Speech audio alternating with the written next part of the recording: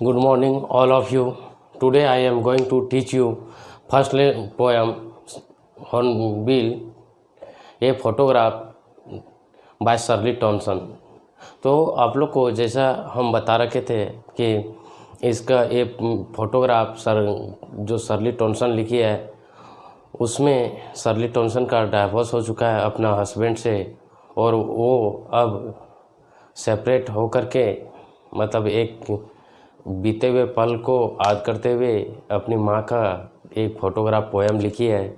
इस पोएम के माध्यम से वो उनको मैसेज देना चाहती है कि समय का मतलब बदलना, समय एक नेचुरल फेनोमेना होता है जो हमेशा चलता रहेगा। ये मतलब धरती पे जो इतना भी इंसान लोग आया है, एक दिन सबको जाना ही जाना है, लेकिन नेचर आज भी अनचेंज रहेगा। जैसा कि आप लोग देख रहे होंगे, कोरोना का समय चल रहा है।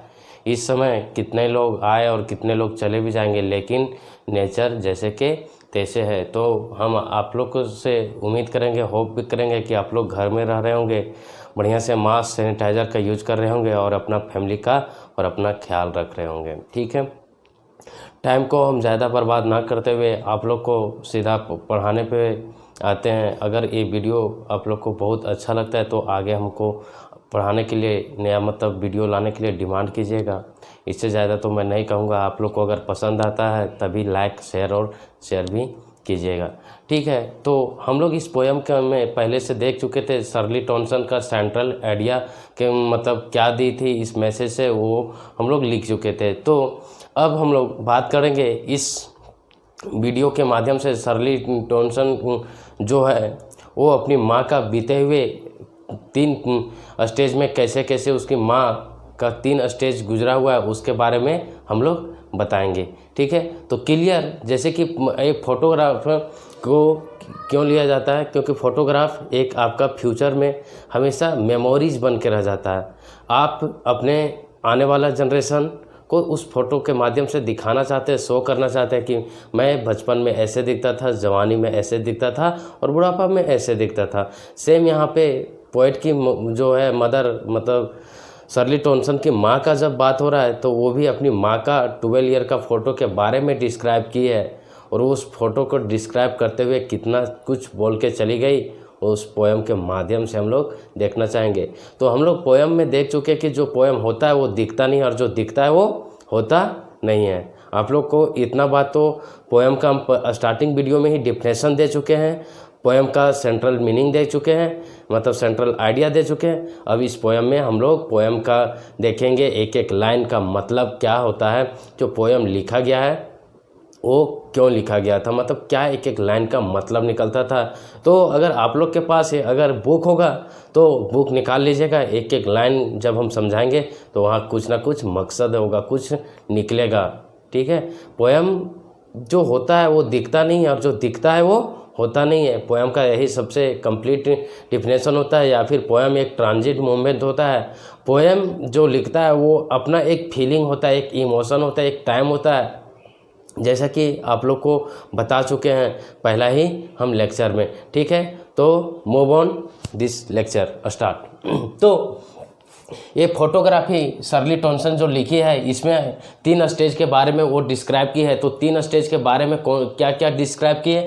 पहला स्टांजा में वो रेफर की है the glorious childhood of poetess mother, मतलब अपनी बचपन में माँ का कैसा उसका पूरा ग्लोरियस शानदार ज़िंदगी जी है उसके बारे में वो डिस्क्राइब किया है। तो जानते हैं कि बचपन में सभी का ज़िंदगी क्या होता है, ग्लोरियस लाइफ होता है। कैसे पता चलेगा, क्योंकि देख लीजिए आपके अगल बगल या फिर आप लोग का भी चाइल्डहुड का एज जो हुआ होगा तो उसमें सबसे शानदार पल होगा, क्योंकि उस टाइम आप लोग को कोई भी टेंशन नहीं होता है। उस टाइम सिर्फ और सिर्फ टेंशन क्या होता है बच्चा का, खाना और घूमना।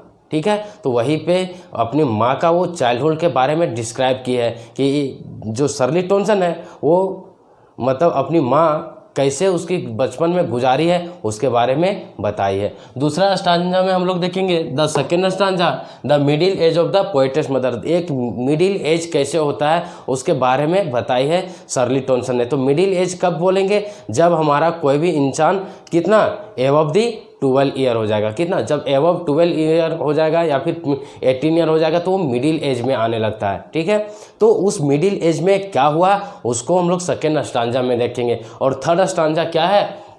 The death of poet's mother, poet की मदर का तीसरा स्टेज में डेथ के बारे में बताइए कि पोइट की मदर का डेथ हो जाता है तो पोइट वहाँ पे कैसे अपना रिएक्शन देती है, कैसे नेचर के साथ अपना प्रतिक्रिया देती है, कैसे नेचर के साथ अपना बैलेंस करना चाहती है, उसके बारे में वो बताइए। तो जानते हैं कि इस फोटोग्राफ में हर कोई अपनी माँ का सबसे मेमोरीज पल को याद करते हुए इंसान मतलब बिताना चाहता है। क्योंकि हर इंसान यहाँ पे, कभी आप लोग ने सोचा, कभी गौर किया कि पोएट ने मतलब शर्ली टॉनसन ने पापा का कहानी क्यों नहीं लिखी?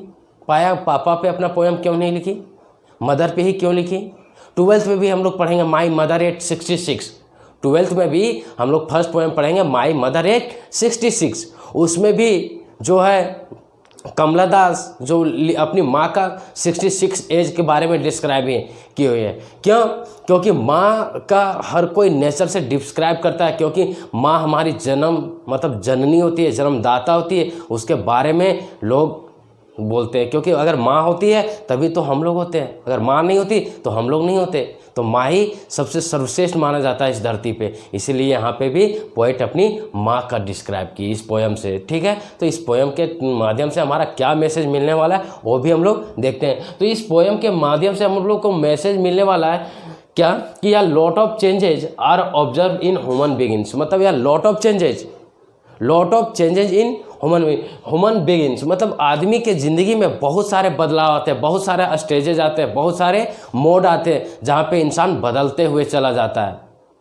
आज कोई बच्चा चाइल्ड है, कल वो अंग हो जाएगा, आगे चलकर ओल्ड हो जाएगा और वो समय के साथ बदलते चला जाएगा। आज वो फैमिली के साथ रह रहा है, कल वो सेपरेट रहना सीख लेगा। मतलब समय के साथ साथ ह्यूमन का मतलब चेंज होना ज़रूरी होता है। जो बच्चा बचपन में घर तरफ खेल के बिताया वो शहर आने के बाद शायद पढ़ने में लग जाता है। उसका दोस्त अगर गांव में रह गया तो वो फिर वैसा ही रह जाता है। तो वो बोलता है यार आप तो शहर जाने के बाद पूरा बदल गए। क्या वो नहीं बदला? मतलब समय के साथ क्या हुआ, उसका मतलब ह्यूमन बीइंग्स का बदलाव आना शुरू हो गया। शहर जाने के बाद उसका सोच में बदलाव हो गया, इसीलिए लिखा है ह्यूमन बिगिंस आर चेंज, मतलब ह्यूमन का क्या हो रहा है, समय के साथ चेंज होते जा रहा है with the passage of time. समय के साथ साथ इंसान का बदलना ऑटोमेटिक है। आप लोग भी कल जब जॉब हो जाइएगा तो अपना रॉयल्टी में दिखाइएगा, मतलब IAS बन जाएगा, कोई IPS बन जाएगा, कोई दरोगा बन जाएगा, तो उस तरीक़े से अपना अपना अपना पावर पोजीशन दिखाने लगता है। ठीक है, तो उसी तरीके से कहता है passage of time nature and that her object are remain, लेकिन नेचर कभी नहीं बदलता है। इंसान कितना सेल्फिश होता है वो सोचिए कि इंसान समय के साथ बदल जाता है। जैसे उसके पास कल जो दोस्त के साथ रह रहा था उस दोस्त को भूल जाएगा, उसके पास जो जॉब आ जाएगा, पावरफुल हो जाता है, उसको गलत नज़र से देखने लगता है, मेरे लायक नहीं, मेरा लेवल नहीं रहा। लेकिन नेचर कभी भी बदलता नहीं, नेचर कभी भी कंपैरिजन करता है।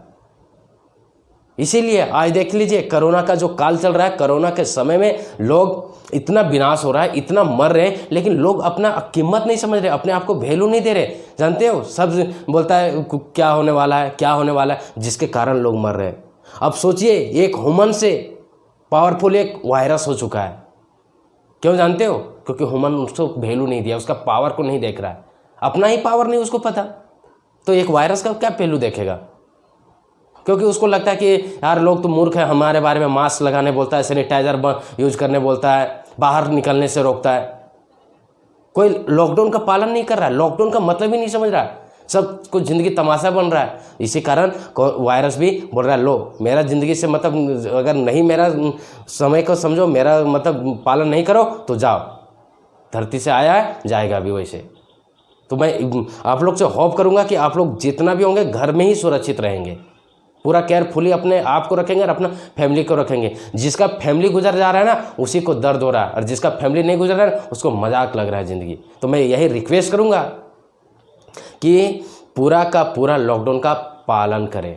ठीक है, तो आगे आते हैं यहाँ पे कि रिमेन अनचेंज विथ फॉर या लॉन्ग पीरियड ऑफ टाइम। समय के साथ समय के साथ क्या हो रहा है, देखिए बदलते जा रहा है। लेकिन क्या नेचर आर अनचेंज, मतलब लेकिन नेचर में कभी भी चेंज नहीं आएगा। नेचर में क्या, देख लीजिए, nature and her object remain unchange for या लॉन्ग पीरियड। समय के साथ साथ नेचर में कोई भी बदलाव नहीं आने वाला है। मतलब लॉन्ग पीरियड ऑफ टाइम, 1 साल 2 साल दशक पूरा बीत जाए, आप लोग देखिएगा नहीं चेंज आने वाला है। जैसे मैं आप लोग को एग्जाम्पल देता हूँ। सभी ने आप लोग देखे होंगे, तालाब को देखे होंगे, नदी को देखे होंगे, ठीक है, कुआं को देखे होंगे। वो जैसे के तैसे रह जाता है, लेकिन इंसान आता है चला जाता है। उन लोग जैसे कल था समुद्र, या फिर समुद्र जो है कल भी था, आज भी रहेगा और आने वाला टाइम में रहेगा। लेकिन इंसान जो आज था कल शायद रहे ना रहे, ठीक है। और यहाँ तो समय का फेर है, समय का ये है, समय का चाल चल रहा है। जिस तरीक़े से समय हम लोग को देखा नचा रहा है, हम लोग नाच रहे हैं। हम लोग भी एक भगवान का बनाया हुआ एक कठपुतली है, भगवान का बनाया हुआ हम लोग कठपुतली है। जैसे लोग नचा रहा है वैसे हम लोग नाच रहे हैं, ठीक है। तो समय का कदर करना सीखे। समय जब एक बार बीत जाए तो वापस समय नहीं आने वाला है। यही चीज़ को हम लोग अभी पोएम के माध्यम से पढ़ेंगे, ठीक है, कि समय का बहुत मतलब बलवान होता है। समय का जो खेल होता है वो बहुत ही इम्पोर्टेंट रोल होता है, ठीक है। तो आगे आते हैं पोएम में, कहता है in fact man is mortal while the nature and her object are eternal. मतलब क्या कहना चाह रहा है कि इनफैक्ट यद्यपि मैन इज मॉर्टल, आदमी जो है धरती पे जो भी जीव आया फिर जो भी इंसान आया वो एक दिन मरेगा। इसलिए man is mortal and while nature and her object are internal. मतलब इंटरनल मतलब शाश्वत है, आदमी मतलब नाश्वर है, और इंटरनल मतलब नेचर शाश्वत है, मतलब नेचर कभी भी मरता नहीं है, ठीक है, क्लियर है। तो आगे आते हैं, बहुत ज़्यादा डिस्कस हम नहीं करेंगे मतलब फालतू बात पे, क्योंकि उस बात पे अगर आप लोग को मोटिवेट करने लगे तो आप लोग को फिर पढ़ाई यहाँ पे गोल हो जाएगा। इसलिए आते हैं पहला फर्स्ट पोएम का, मतलब पहला में कहता था cardboard show me how to it was when two girls cousins went to paddling. देखिए यहाँ पे जो वर्ड आया है, यहाँ पे जो वर्ड आया हुआ है, क्या आया हुआ है, कार्डबोर्ड। कार्डबोर्ड का मतलब क्या होता है वो समझेंगे। आपका बुक का पहला क्वेश्चन ही है what is cardboard show. Cardboard क्या शो करता है, पहला ही क्वेश्चन है आपका टेक्स्ट बुक का, ठीक है। देख लीजिए आप लोग खोल के, अगर आप लोग पास बुक है तो कार्डबोर्ड क्या शो करता है। बहुत सारा क्वेश्चन बनता है, why poet are here use cardboard, cardboard क्यों वर्ड क्यों यूज किए, ये भी बनता है। What is cardboard show, cardboard क्या शो करना चाहता था, ये भी क्वेश्चन बनता है। व्हाट इज कार्डबोर्ड कैप्चर्ड, मतलब कार्डबोर्ड क्या कैप्चर कर रखा है। बहुत सारा क्वेश्चन बनता है एक वर्ड से।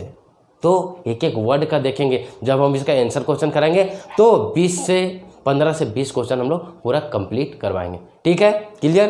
तो यहाँ पे जो कार्डबोर्ड शो करता है, कार्डबोर्ड का मतलब होता है गत्ता।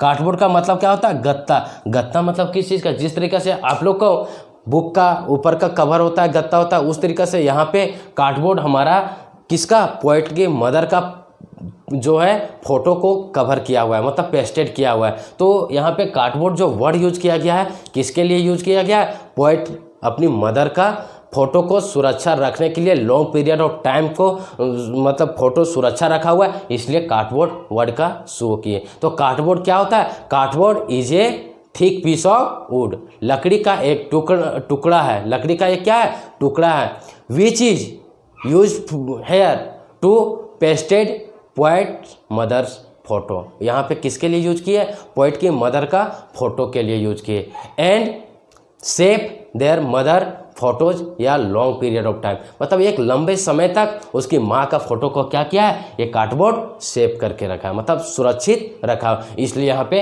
कार्डबोर्ड वर्ड का यूज किया है। समझ में आ रहा है। So the how it was the when, और इसमें उस फोटो कार्डबोर्ड में एक मतलब पोएट की मदर का ही फोटो नहीं है, उसके साथ साथ उसकी 2 बहन है, 2 कजन बहन है। कौन कौन, 2 कजन का नाम बता रखे हैं हमने, बीटी एंड डोली को, बीटी एंड डोली के बारे में बता रखे हैं। यहाँ पे कौन, 2 बीटी एंड डोली, उसकी जो बहन है उसका भी फोटो उसी फोटो फ्रेम में कैप्चर्ड है।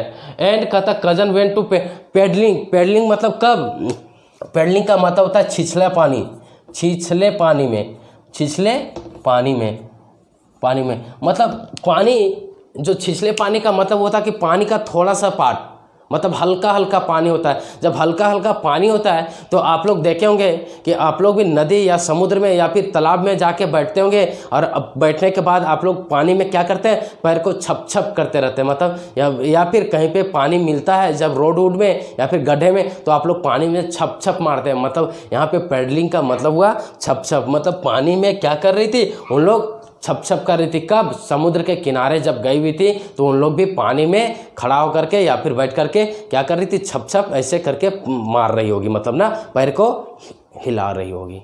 ठीक है, क्लियर है, समझ में आया? तो यही बोलता है टू गर्ल्स।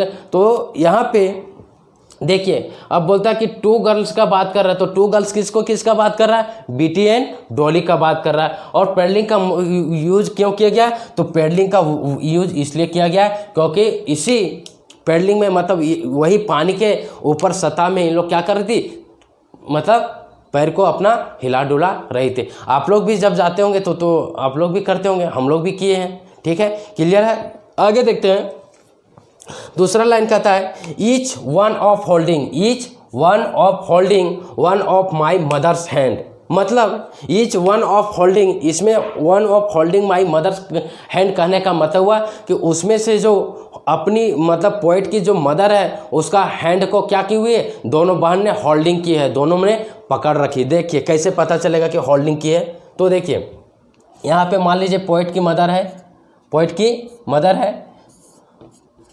और यहाँ पे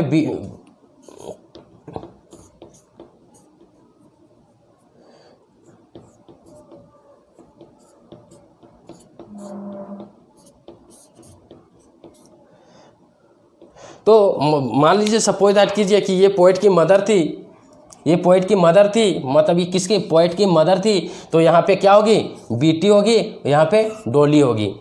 या तो सपोज कीजिए कि यहाँ पे जब डॉली होगी तो यहाँ पे बीटी होगी। कैसे पता चलेगा कि बीटी एंड डॉली इज, क्योंकि इस पोएम के में कभी भी डिस्क्राइब नहीं किया कि बीटी लेफ्ट साइड थी या फिर डॉली राइट साइड थी, कभी भी डिस्क्राइब नहीं किया। तो हो सकता है दोनों में से कोई एक लेफ्ट साइड होगी, कोई राइट साइड होगी, मतलब यहाँ पे 50-50% का क्या बना है, चांस बना है, 50-50% का चांस बना है। तो इसमें से पोएट की मदर बीच में है, साफ जाहिर हो रहा है, तो वही तो लिखी each one of the holding my mother hand and the she big that a girl some 12 years old। इसमें से सबसे बड़ी जो एज है, मतलब कौन है, बिग गर्ल का बात कर रहा है, तो बिग गर्ल का बात कर रहा है। तो यहाँ पे बिग गर्ल कौन है, पोएट की मदर है, पोएट मतलब शर्ली टॉनसन की माँ है। कौन सी बिग गर्ल है, मतलब सबसे बड़ी कौन है, जो उसमें से कहते सम 12 years old, मतलब उसमें से जो क्या होगी 12 ईयर की ओल्ड होगी। तो सबसे बड़ी मतलब जो थी पोएट की मदर थी, और उस कौन सा एज की थी, 12 years old की थी।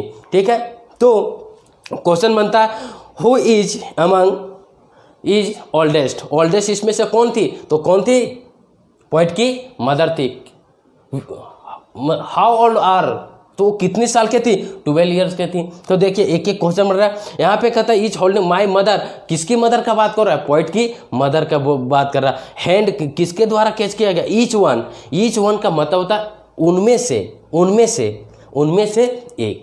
से कोई एक, कोई हाथ पकड़ करे। तो किसकी पोएट के मतलब यहाँ पे पोएट के मदर का हैंड दोनों तरफ से बीटी एंड डॉली पकड़कर क्या ही है, बीच में खड़ी है। ठीक है, आगे इसको कंटिन्यू करते हैं।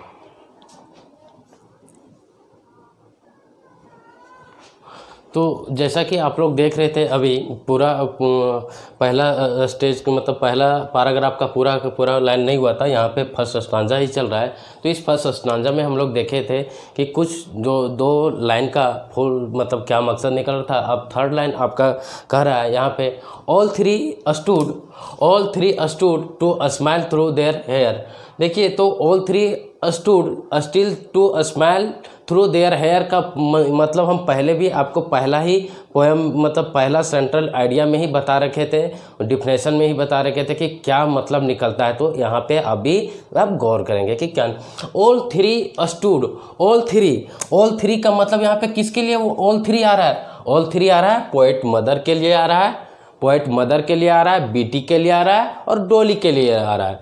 तीनों के तीनों खड़े थे समुद्र के किनारे, stood to still their smile, मतलब वो तीनों के तीनों खड़े थे अपना समुद्र के किनारे और अपनी हेयर मतलब समुद्र के किनारे जब उन लोग खड़े थे तो उन लोग को क्या हुआ था, समुद्र के किनारे जब खड़े थे तो उन लोग को बाल हवा के झोंका से मतलब बाल बिखर गया था। तो जिसको बाल को ठीक करने करके मतलब उन लोग क्या कर रही थी, स्माइल कर रही थी। मतलब जब देखते होंगे कि समुद्र के किनारे या फिर नदी के किनारे आप लोग जब घूमने जाते हैं तो वहाँ पे हवा चलते रहती है, और उस हवा जब चलते रहती है तो आप लोग का बाल बिखरने लगता है। तो वही बाल को उन लोग ठीक कर करके क्या करते रहती है, हंसते रहती है, मुस्कुराते रहते हैं। आप लोग भी क्या बोलते रहते हैं, क्या हवा है, मतलब क्या मस्त मतलब हवा आ रहा है, तो आप लोग भी उस हवा का मज़ा लेते हैं। उस तरीक़े से यहाँ पे पोएट की मदर जो थी और उसकी दोनों मतलब पोएट की मदर की दोनों बहन बहन बेटी डोल रही थी,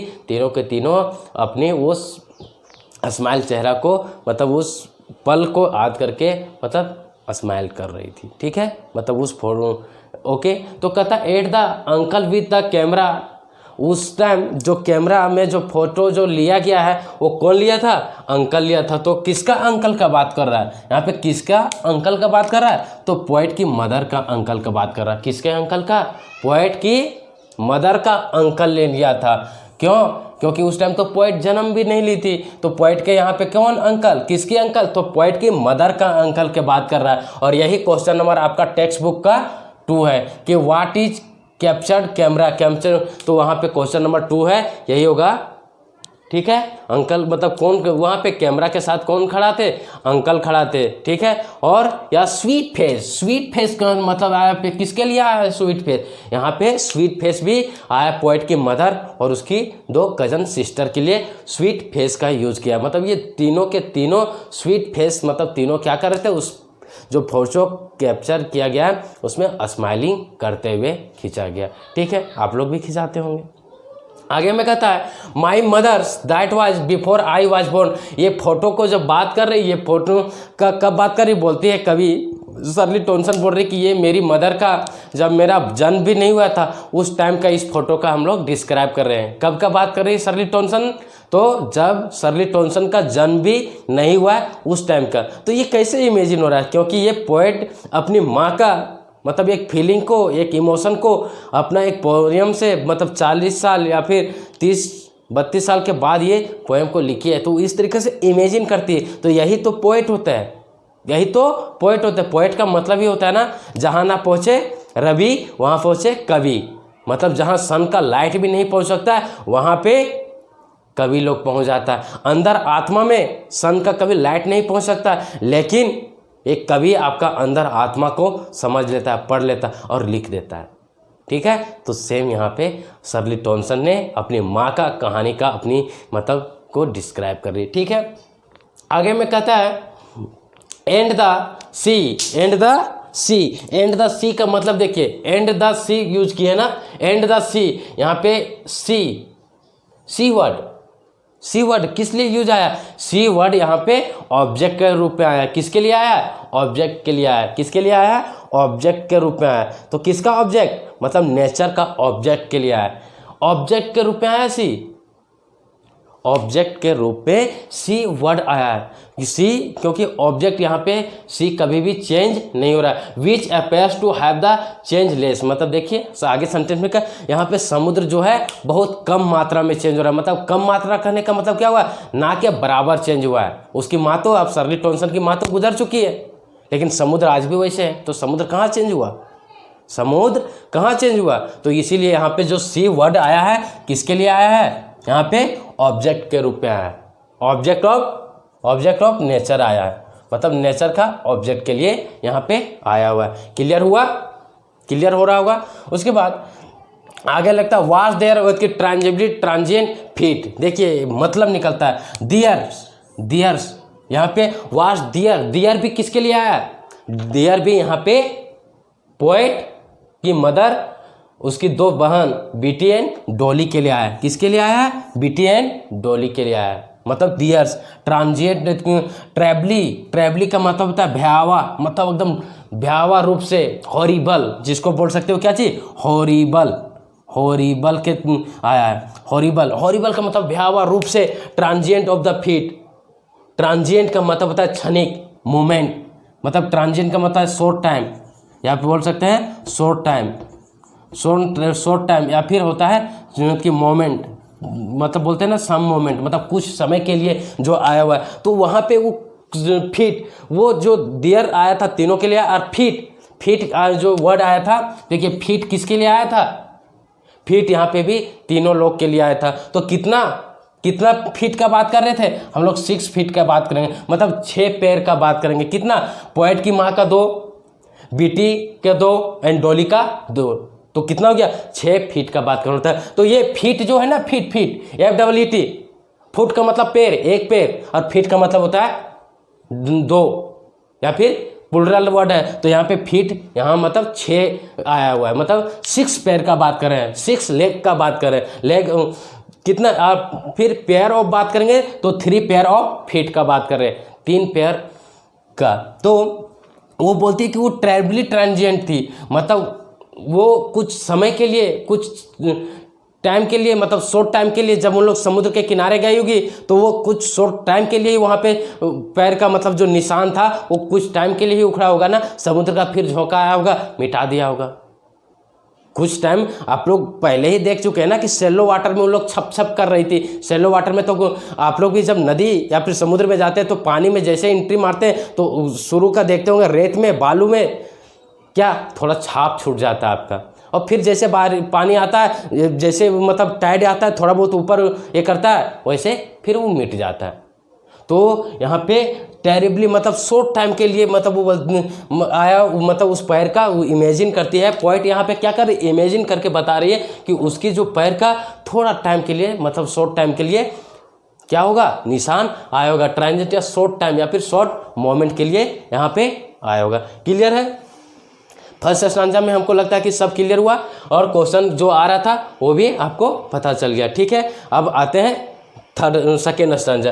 तो सेकेंड स्टांजा में आपको रेफर करता है कि सम 20-30 ईयर्स लेटर, कितने साल के बाद का बात बोल रही है, तो 20 एंड 30 ईयर्स के बाद, मतलब 20 एंड 30। तो 20 का मतलब हुआ कि ये कहानी, ये फोटो कब कर लिया गया, 12 ईयर्स में लिया गया ना। जब ये 12 ईयर में लिया गया होगा तो देखिए 20 मतलब 20 और ये 12 ईयर में लिया गया है, तो ये प्लस कर देंगे तो ये कितना, 32 ईयर का बात कर रही है, 32 ईयर पहले का बात कर रही है, 32 ईयर पहले का बात कर रही है। या फिर अगर बोल रही 30 प्लस में 12 कर देंगे तो ये 42 ईयर का बात कर रही, मतलब 42 ईयर और 32 ईयर के पहले का बात पोएट ने कर रही है।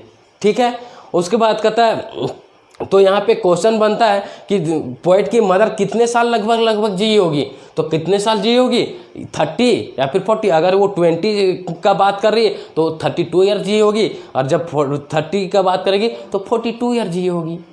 इतना दिन पहले का ये पोएम मतलब है, मतलब उस फोटो कैप्चर किया गया है। ठीक है, मतलब उसकी माँ कब तक जी होगी, मैक्सिमम 32 या फिर 42 ईयर्स की मतलब जी होगी, उसके बाद वो दुनिया छोड़कर चली गई होगी। तो आगे लिखते कि देखिए अब मतलब निकल रहा था ना, सम 20 एंड 30 ईयर्स लेटर, मतलब 20-30 ईयर्स भी किसके लिए आया हुआ है, पोएट की मदर के लिए आया हुआ है। 20-30 ईयर्स सी हैड लाफ, कौन हंसती है यहाँ पे, सी हैड लाफ मतलब कौन हंस रही है, sea had laugh at the snapshot. Snapshot का मतलब होता है फोटो, स्नैपशॉट का मतलब क्या चीज होता है, फोटो, फोटोग्राफ या फिर फोटो। तो स्नैपशॉट मतलब she had laugh at the snapshot she Betty and Dolly, वो हंसती है, अपने ही फोटो पे हंस रही है, अपने ही फोटो पे हंस रही है, किसके साथ, बीटी एंड डॉली के साथ। क्यों हंस रही होगी, क्यों हंस रही, क्वेश्चन पूछता है व्हाई आर सी लाफ, तो she are laugh only to see their snapshot, वह अपनी फोटो को देखकर हंस रही थी, और बीटी एंड डॉली भी उस फोटो को देखकर हंस रही थी। क्यों हंस रही होगी, आगे इसी चीज़ को लिखे है, Dolly she had said to look at the how they are dresses use for the beach, मतलब उसके पेरेंट्स बचपन में, उसके पेरेंट्स बचपन में उसे कौन सा ड्रेसेस पहनाते थे, किस तरीका का ड्रेसेस पहनाते थे, उस चीज़ को देखकर हंसती है। ठीक है, बचपन में भी हम लोग का मतलब जो ड्रेसेस होते हैं उन लोग किस तरीका का पहनते थे, किस तरीका से मेरे पेरेंट्स पहनाते थे, उस चीज़ को हम लोग देख के हंसते हैं। ठीक है, मैच्योर स्टेज में तो सब आदमी कपड़ा अपने पसंद से पहनता है, लेकिन बचपन में उसको कौन सा कपड़ा पसंद करने आता है, तो उस टाइम उसके पेरेंट्स ही ना जो चूज करके देते हैं वही पहनते हैं। तो वही अपना ड्रेसेस को देख करके मतलब हंसती है कि मेरे पेरेंट्स लोग हम लोग को बचपन में इस तरीका का कपड़ा या फिर इस तरीका का ड्रेसेस को पहनाया करती थी। तो यही बात को देखकर उन लोग हंसती है, अपना फोटो ही देखकर उन लोग हंस रही है। कौन कौन? BT, Dolly and poets mother. ठीक है, शर्ली टॉनसन की माँ, मतलब ये सब क्या कर रही है, अपना ही फोटो देख करके ये लोग हंस रही है। आगे कहता है ना, देखिए, Dolly and she had the say to look they dresses use for the beach, मतलब समुद्र के किनारे जो ड्रेस पहन के गई थी वही ड्रेस का इन लोग वहाँ पे बात कर रहे हैं, वही ड्रेस में जो फोटो खिंचाया गया उसी को देख करके इन लोग हंस रही है। ठीक है, आगे में कहती है सी हैड, मतलब sea has holding why the past time, मतलब वो कब का बात कर रही है, जो समय अब बीत चुका है, समय जो बीत चुका है, जो समय गुजर चुका है उस समय का बात कर रही है। तो क्यों समय का गुजरना तो ऑटोमेटिक है, तो यहाँ पे अब इस पोएम में आप लोग जानते हैं कि ageing is a natural phenomenon, मतलब क्या एज का होना और एज का गुजरना एक नेचुरल पास होता है। मीन यहाँ पे देखिए एक एक अब मतलब समझ में थोड़ा आता है कि वाज द हर पास्ट किसका पास्ट का बात कर रही है, यहाँ पे हर का मतलब पोएट की मदर का बात कर रहे हैं। किसका?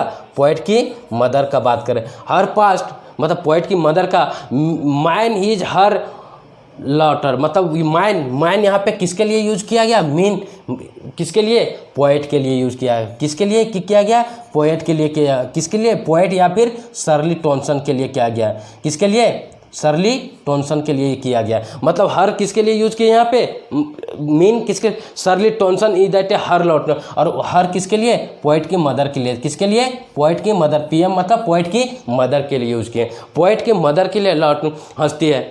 आगे इस चीज़ को देखकर मतलब यहाँ पे हर किसके लिए यूज किया है, पोएट की मदर के लिए। आगे देखिए क्या कहते हैं, both rye with the levered edge to of the loss. Both rye का मतलब होता है टेढ़ा मेढ़ा। अब टेढ़ा मेढ़ा का यहाँ पे क्या मतलब निकल रहा है, कोई तो मीनिंग नहीं निकल रहा है। राय का मतलब होता है टेढ़ा मेढ़ा, तो टेढ़ा मतलब का यहाँ पे कुछ भी मतलब नहीं निकल रहा, टेढ़ा मेढ़ा का मतलब कुछ नहीं निकल रहा है। अब यहाँ पे देखिए बोथ आया है, बोथ वर्ड किसके लिए आया है, बोथ वर्ड क्यों यूज किया गया, तो बोथ यहाँ पे किसके लिए यूज किया गया है, पोएट एंड पोएट की मदर के लिए यूज किया है। बोथ किसके लिए यूज किया है, पोएट एंड पोएट के मदर के लिए यूज किया। किसके लिए यूज किया है, पोएट एंड पोएट के मदर के लिए यूज किया गया। Both wry with the levered ease of the loss, मतलब दोनों ने कुछ ना कुछ जरूर खोया, labour with that ease of that, ease का मतलब होता है आसान तरीके से, मतलब कुछ ना कुछ लॉस किया। यहाँ पे साफ जारी हो रहा है कि बोथ आर लूजर, मतलब यहाँ पे कुछ ना कुछ दोनों ने खोया, बोथ आर लूजर, कुछ ना कुछ दोनों खोया। क्या खोया, पोएट की मदर ने अपने चाइल्डहुड खो दी और पोएट ने अपनी माँ को खो दी, तो बोथ आर लूजर, यहाँ पे दोनों क्या हुए, लूजर हुआ। दोनों जब लूजर हो गए तो दोनों कुछ ना कुछ अपने आप को बैलेंस करने के कोशिश करते हैं। कैसे, देखिए, पोएट की मदर किस लिए शांत हो गई होगी, क्या सोचकर जी रही होगी, और पोएट क्या सोचकर जी रही होगी, तो पोएट की मदर सोच रही होगी कि मैंने अपना क्या किया, मैंने अपना चाइल्डहुड खो दिया, मैंने अपना बचपन खो दिया, और पोएट मदर पोएट ये सोच करके मतलब शांत रही होगी कि मैंने अपनी माँ को खो दिया। तो यहाँ पे बोथ आर लूजर, दोनों के दोनों क्या हो गए, लूजर थे, मतलब दोनों ने कुछ ना कुछ खोया था।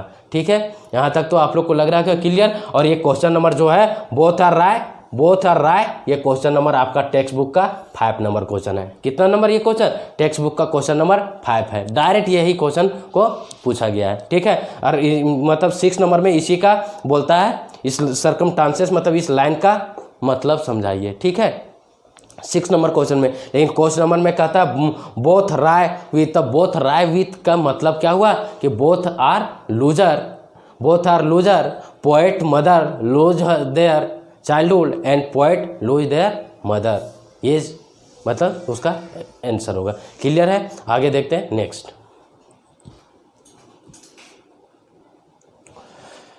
जैसा कि आपने सेकेंड स्टांजा में देख चुके थे, अब थर्ड स्टांजा में हम लोग देख रहे हैं क्या कहना चाह रही थी पोएट की मदर, मतलब पोएटेस क्या कहना चाह रही थी। तो देखिए थर्ड स्टांजा में कहते हैं now she has been dead nearly a the many years. वह मतलब बोलती है कि she has dead nearly by many years, वो कब मरी होगी, तो कब मरी होगी आप लोग को अभी बताएं कि कब मरी होगी, जब उसकी माँ 12 ईयर की थी, जब उसकी माँ 12 ईयर की थी तब का बात ये फोटोग्राफ लिया होगा। तो एज नियरली में, तो जब तक उसकी माँ जिंदा रहेगी तभी तक तो वही तो लिखती she has been that dead nearly many year, मतलब उसकी माँ लगभग कितनी साल जिंदा रही होगी। अगर 20 साल का फोटो होगा तो वो 32 ईयर जी होगी, और जब वो 30 साल का फोटो होगा तो 42 ईयर्स मतलब जिंदा रही होगी। तो देखिए यहाँ पे कितना, वो अगर 30 जी होगी तो ये 12 ईयर का बात कर रही थी, तो ये 42 ईयर का, और जब ये 20 जी होगी तो ये मतलब कितना 32 ईयर्स जी होगी। मतलब ये पोएट की मदर कितना दिन जिंदा रही, जितना दिन उस फोटो का हुआ, मतलब जितना दिन उसकी माँ, ये फोटो मतलब कब का बात करी, जब उसकी माँ जितना दिन जिंदा रही होगी तो उतना ही दिन वो रहेगी। एट दैट गर्ल कहता लिव्ड, एट दैट गर्ल मतलब वही गर्ल, दैट गर्ल यहाँ पे किसके लिए यूज किया गया, दैट गर्ल यूज किया है पोएट की मदर के लिए। किसके लिए यूज किया गया, दैट गर्ल किसके लिए किया गया, पोएट की मदर के लिए किया गया। किसके लिए क्या है, पोएट की मदर के लिए क्या, मतलब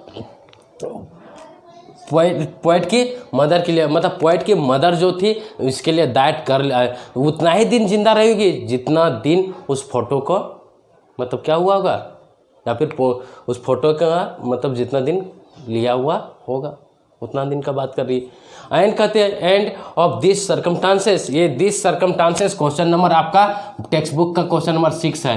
दिस सर्कमस्टांसेस रेफर टू, मतलब उस रेफर क्या करते हैं, there is nothing to say that all, मतलब ये सर्कमस्टांसेस जो क्वेश्चन नंबर आपका टेक्स्ट बुक का 6 नंबर है, वो कहना चाह रहे कि there is nothing to say that all, there is nothing to say that all किसके लिए यूज किया गया होगा, किसके लिए, यहाँ पे पोएट की मदर के लिए, देयर इज एंड पोएट के लिए यूज किया होगा।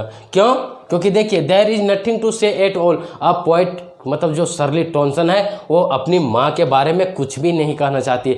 क्यों नहीं कहना चाहती है, क्योंकि पोएट अपनी माँ को खो चुकी है। अब पोएट के किसी के माँ का गुजरना, इस धरती में सब इंसान खो जाए चलेगा, लेकिन अगर किसी इंसान के माँ जब खो जाती ना तो इंसान सबसे ज़्यादा अपने आप को दुर्भाग्यपूर्ण मानता है।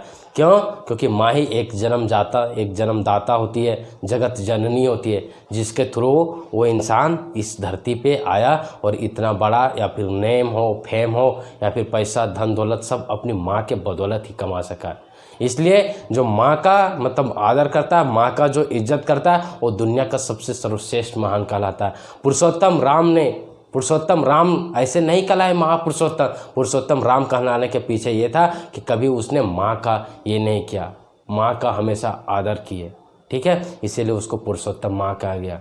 हम लोग तो अगर एक कोई इंसान या फिर एक हमारी कोई पड़ोसी कुछ बोल दे तो हम लोग तो गुस्सा हो जाते हैं, लेकिन पुरुषोत्तम राम को कितना साल का वनवास मिला था, 12 ईयर्स का वनवास मिला था, 14 ईयर्स का वनवास में, तब भी वो मतलब ये खुश थे, आए थे तो सब माता को प्रणाम किए थे, मतलब उनका ऊंच सोच विचार था, इसलिए वो पुरुषोत्तम राम कहलाए। तो हेयर हम लोग कहना there is the nothing to say at all, मतलब यहाँ पे आप पोएट की मदर जो है पोएट जो है कुछ भी नहीं कहना चाहती अपनी माँ के बारे में। क्यों नहीं कहना चाहती, क्योंकि जब वो अपनी माँ के बारे में याद करती है तो बहुत ज़्यादा क्या हो जाती है, सौरों में आ जाती है, सौरों में। तो वही आगे लिखी है कि देखो इट इज साइलेंस 2 बार लिखा गया ना, साइलेंस। एक साइलेंस का मतलब होता है शांत होना, एक साइलेंस का मतलब शांत होना, और एक साइलेंस का मतलब होता है परमानेंट शांत होना, परमानेंट साइलेंट होना। परमानेंट साइलेंट मतलब एक हमेशा के लिए साइलेंट हो जाती है, परमानेंट साइलेंट। क्यों परमानेंट साइलेंस क्यों हो जाती है, पोएट की मदर खो जाती है, मतलब पोएट की मदर का डेथ हो चुका रहता है, वो परमानेंट, और साइलेंस ये पोएट साइलेंस हो जाती है। क्यों, किसी का माँ गुजर जाती तो कितना साइलेंस की बात है, मतलब दुखी हो जाता है। तो यहाँ पे पोइट की मतलब जो मदर अपनी पूरा क्या अपनी डेथ के बारे में ये की है, मतलब डेथ खत्म हो जाए तो थर्ड स्टांजा में पोइट की मदर का डेथ देखे, सेकेंड स्टांजा में पोइट की मदर का मिडिल एज देखे, और फर्स्ट स्टांजा में पोइट की मदर का ग्लोरियस एज देखे कि कैसे जी है। ठीक है, तो दिस पोएम आपको, हमको लगता है कि इस पोएम में आपको पूरा का एक एक लाइन का मतलब समझ में आ गया होगा और क्लियर भी हुआ होगा। कहीं पे अगर दिक्कत होता है तो मुझे मैसेज या फिर कमेंट कर सकते हैं। ठीक है, मैं आपको फिर से ज़रूर इसका रिप्लाई दूंगा। और जो भी इसका अगर आप लोग को आगे कंटिन्यू आंसर क्वेश्चन चाहिए, 20 क्वेश्चन लगभग 15 से 20 क्वेश्चन बनता है और टोटल मैं क्वेश्चन बनाऊँगा, तो आप लोग को मैं कब दूँगा। और ये तो मेरा चैलेंज, ओपन चैलेंज है, तो मैं और भी टीचर के कंपैरिजन में कि मैं जो पढ़ा दूंगा ना, उससे अगर एक भी क्वेश्चन बाहर आया सीबीएसई पैटर्न में तो मेरा नाम वहाँ पे बदल देना। एक भी क्वेश्चन मैं आपको चैलेंज देता हूँ। ठीक है, माई सेल्फ अनिल कुमार, मैं अपने आप को प्रूफ देता, मैं चेंज कर दूंगा अपने आप को वहाँ पे। तो देखिए, आज थोड़ा 2 मिनट इसी में और डिस्क्राइब कर देते हैं कि बेरोजगारी का रीज़न ये है ना कि आज लोग बच्चा पढ़ना नहीं चाहता, आज लोग मस्ती का ज़िंदगी जीना चाहता है। तो पढ़ेगा नहीं, जब पढ़ेगा नहीं तो जॉब कहाँ से होगा। पेरेंट्स को इस बात को कंसीडर करना चाहिए, सोचना चाहिए कि मेरा बच्चा पढ़ रहा है या फिर खेल रहा है। तो आज तो लोग फनी वीडियो, टिकटॉक वीडियो, लंथन वीडियो, व्हाट्सअप वीडियो, सब कॉमेडी वीडियो में ज़िंदगी गुजार रहा है और बोलता है बेटा नौकरी नहीं हो रहा। नौकरी कहाँ से मिलेगा, पढ़ेगा उसको तो नौकरी मिल ही रहा है। नौकरी के लायक आप नहीं हो रहे और आप सरकार को दे रहे हैं, मतलब दोष दे रहे हैं, अपने आप को दोष दे रहे हैं कि नौकरी नहीं। नौकरी किसी को नहीं मिलता, यहाँ पे हक लेना पड़ता है, छीनना पड़ता है हक।